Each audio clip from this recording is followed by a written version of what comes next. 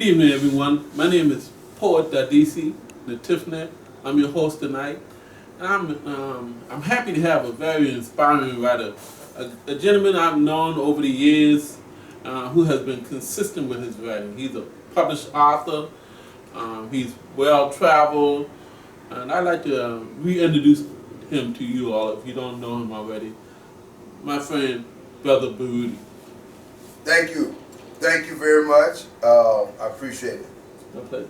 All right. Yes, Brother Rudy, I want to know, I've known you for a while, and ever since I've known you, you've always been a writer, you know?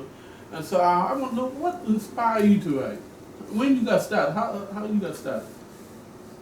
I really got started because I had very difficult time expressing myself. I was very, very shy, and I would stutter, and I couldn't express myself. I couldn't speak, and I had to find a way to get that out that was in me. It was so much power and spirit and everything else that was in me. I had to find a way to get that out. So very early I started writing because that was the way I could convey message. Even today sometimes when I have a difficult situation, I write. I write letters to God just for myself so I can express my own feelings and get them on paper so I can kind of make sense of what's in my spirit and what's in my mind. So it was something that I couldn't help but do. It was something I couldn't help but do. Okay. Right. Let me ask you, so when do you write? Do you write in the morning? Do you write in the evening? Or do you write at nighttime? Or? I really say that there is no real specific time to write. I mean, I try not to get up in the middle of the night and write because I have insomnia so bad that I shy away from that. But I used to do that. But I would say I write throughout the day, and with these these new iPads or these new smartphones, it allows you to write a few things down and keep a record of it like that. And I write anytime. So that's the answer. I write anytime I can. Okay. Well, what's your favorite subject do you like to write about? I would say God. I mean, surviving and trying to find my spiritual way. That's what I gravitate toward. I've written on many things. I've written on growing up black. I've written on Tupac. I've written on Michael Jackson. I've written on my kids. I wrote an article one time called "The Maddening and the Mighty," talking about my experience fighting with my 3 kids and then having to go to court and have the judge, thinking I was going to find some solace in the judge, and no, she beat me down too. And so it was called "The Maddening and the Mighty." My kids beat me down at home, and the judge beat me down in the courtroom. So it was a difficult day, and I wrote all about that. And so I write about a lot of any kind of experiences and so forth. Some of my poetry and lyrics, I write about all kind of interesting things. I wrote one time about the painting on the wall, just describing how I felt about that.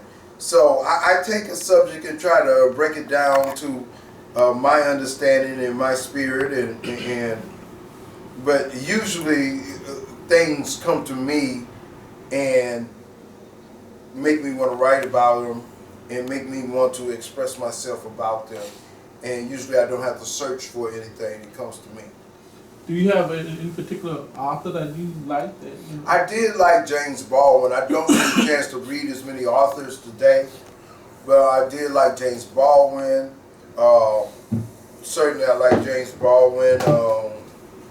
Some of the other authors, believe it or not, Alice Walker. I always remember I Am Blue or Am I Blue, about a horse, and she showed about how the horse there was a white horse and I believe a black horse, and they took the horses away and left one horse who was lonely and didn't get a chance to conjugate or collaborate with the other horses. It's a very interesting story. But she made the correlation of how slavery is the same way as those horses. So it's a very interesting story, and it really made me see a different perspective of writing and how different people look at things. I don't want to say how different women look at things and so forth. That would seem kind of sexist, but to be honest, it did bring me a different perspective at that time. Mm. Okay, I know you have written some anthology, and you have included other authors in your Sure. books. So I see you have brought some of your books here tonight. Yes. Would you like to share it with us? Yes. Well, first of all, this is my first book, Voices from a Deep Heart. This is the very first book I wrote. I probably started writing this book in the 9th grade. I started writing it in the 9th grade, but I finished it at about 25. I mean, it really, it kind of wrote itself, but I was able to put it on paper and put a collection together, and then my dad helped me to publish it.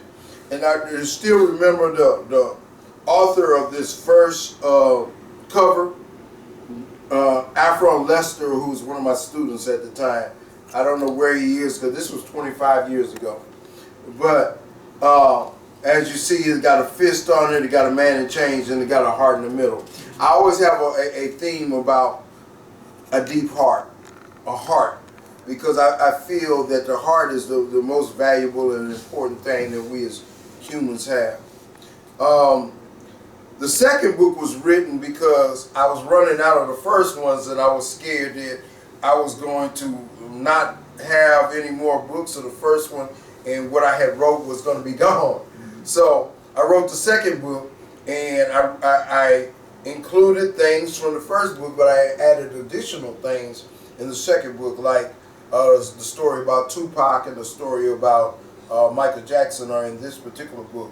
And it started me, I think I had just joined the Shrine of the Black Madonna at this particular time, and a lot of my perspectives were starting to be generated in that particular way to understand who I was as a black man. And there's an article in here called On Growing Up Black in Houston that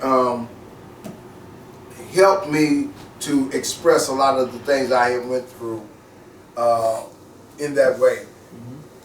And what I want to say here, my dad, the Honorable Raymond Alexander, helped me to do both of these particular books, and I started to get an understanding of the depth of my dad right here, but I wasn't really ready to accept it at that time. But I started to get a little understanding in the back of my mind about the depth of who my father was here, but I wasn't ready. I wasn't mature enough to accept it at that time. I was still a rebel. Okay. And you have more books? Yes, I have more books. Okay. My third book is not here. That's called The Castle Is My Heart. The reason it's not here is because I rewrote that book with my fourth book, and I added more things to it. So I don't really mention or work on that third book. I work on this fourth book, which was much more of a representation of what I wanted to say. This is an anthology with many writers in it, some of the best writers available that I knew at the time. Writer emeritus Mbayu Chewy, poet Dadisi Neftanet, Brother Michael Wise Guy, Sandra Campbell, Christine Gilmore, Maestro, the brother Maestro, Brother Daraja, and Question L. Van Zandt. Those were some of the writers in that book, and this is a very interesting book with a lot of different perspectives on there. It's a very good read also. I suggest everybody find that book. It's a limited release at this time. We are going to get it back out to the public where you'll be able to see it. But I do want to talk about my two books that are currently out right now. This is not one of my best copies, but this is Seeking the Heart and the Sword. Real quick, I want to talk about what was my mindset. Seeking the heart, that's seeking love, that's seeking the best experience, and then seeking the sword is the times when you have to fight. You have to have a cold heart, and you go through those times. And I talk about many different types of swords in here that you might have to fight with. And you know, it talks about the dark aspects of life also. It talks about, you know, I'm a person that has depression. I'm a person that has a battle that I always have to fight with because I have depression. And that's why I have to be so active. Some people say, you know, I'm a different personality.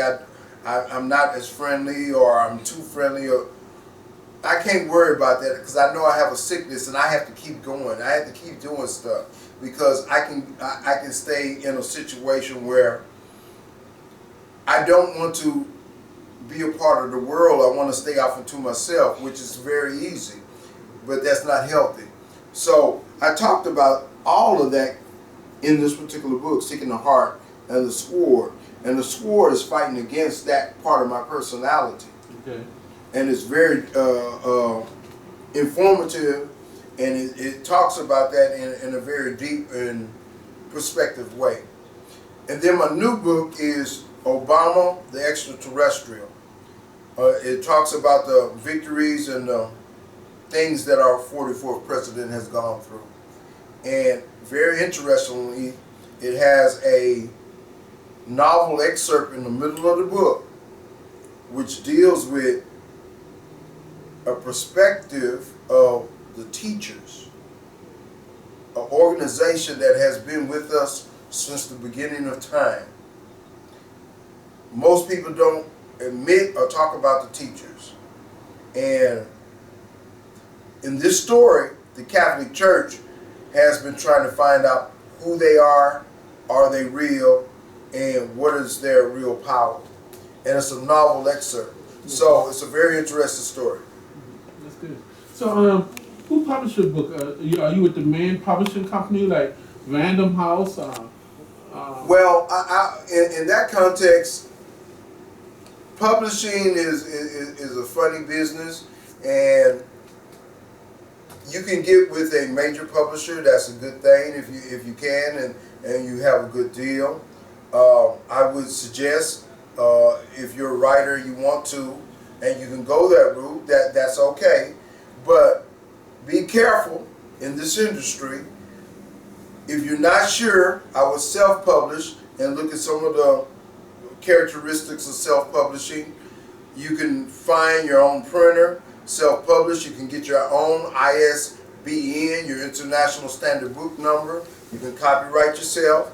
And if you have a possibility of expressing yourself and talking to people, you can do just as well as some of the other publishing houses. So I will start as a self-publisher and see if I can connect with a major publisher such as Random House. But from my perspective, I went through all of the above. I went through, and I don't want to talk about it for legal terms and some of my experiences as publisher, but my current book I self-published after experiences with another publisher who I will not name in this setting. But I self-published this. This was published by Far Green Printer, and so I had a publisher on some of these other books, but again, I don't want to speak about that. I want to just talk about again that the self-publishing experience for the first writer might be one of the best experiences, and see if you could connect with a major publisher after that. Now, if he takes you on in the beginning, the major publisher takes you on in the beginning, you're 2 steps ahead.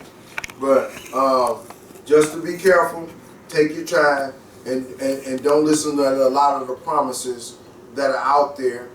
Go step by step and know that this is a hard business. Once you write your book, that's when the work begins. The work begins when you write your book, because now you're trying to get it into the hands of the people.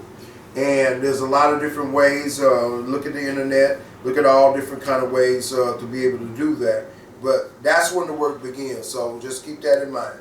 Okay. You mentioned your father. You seem like your father had a great impact on your life. So anything particular you like to share with us about your father? My father was a powerful beacon. All that I do is because of him. I had not good respect and appreciation of the accomplishments of my father, Raymond Alexander, but I dedicate the rest of my life in the best way I can to glorifying the achievements that he did and doing what I do and mentioning him every time. Because I would not be here today if it wasn't for my father, the Honorable Raymond Alexander. He helped me publish these first 2 books, and he gave me wisdom all the time. He was a 40-year teacher, educator, and he was my loving father, and I would not be here again today without him. The Honorable Raymond Alexander was a politician. He was on the State Board of Education. He did so many things. He was a high educator, and he was a mathematician. There was great accomplishments that he did. He lived to 91, and thank you, Daddy. I also want to say that I will, God willing, build a museum and bookstore and carry on his legacy.